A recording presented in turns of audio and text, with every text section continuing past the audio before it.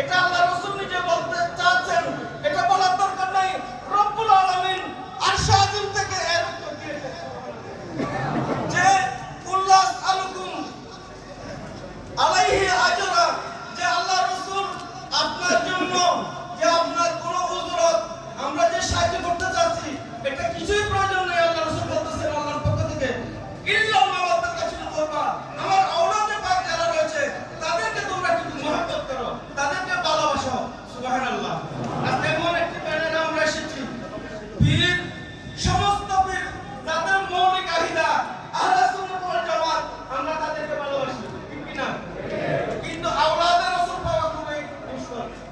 প্রকৃত আমার আওলাদে রাসূলের মধ্যে পুরুষের তাদের মধ্যে যদি আমরা অনেক সৈয়দ দেখি, ঠিক কি না?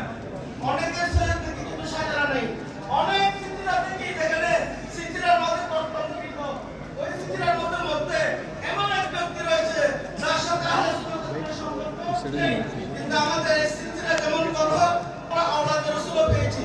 এই আওলাদে রাসূলের মাধ্যমে বাংলার জমিনে যে খেদমত হচ্ছে, এই খেদমতকে অস্বীকার করার কোনো সুযোগ নাই। শুধু কি আমরা যারা সুন্নি তারা বলতেছি এটা খেদমত হচ্ছে, বাংলাদেশ সরকার থেকেও বাংলাদেশের প্রশাসন থেকেও এটা স্বীকার করার দরকার। কারণ যেই রাষ্ট্রের উদ্যোগে ৩০০ প্রতিষ্ঠান চলতেছে, অনেক অনাথ এতিম বাচ্চারা বেড়ে লেখাপড়া করতেছে, এটা সরকারের একটি এজেন্ডাতে বাস্তবায়িত হচ্ছে, ঠিক কিনা? আমরা এই আওলাদে রাসূলের বাগানের খেদমত করব।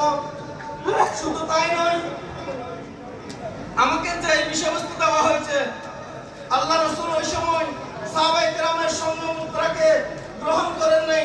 আল্লাহ রাসূলকে সাহাবায়ে কেরাম প্রস্তাব দিয়েছিলেন আপনি স্বর্ণ মুদ্রা গ্রহণ করুন, টাকা পয়সা গ্রহণ করুন, কিন্তু আল্লাহ রাসূল বলতেছেন আমার আওলাদের পাককে ভালোবাসলে এটাই কি আমাদের জন্য যথেষ্ট হবে তোমাদের জন্য।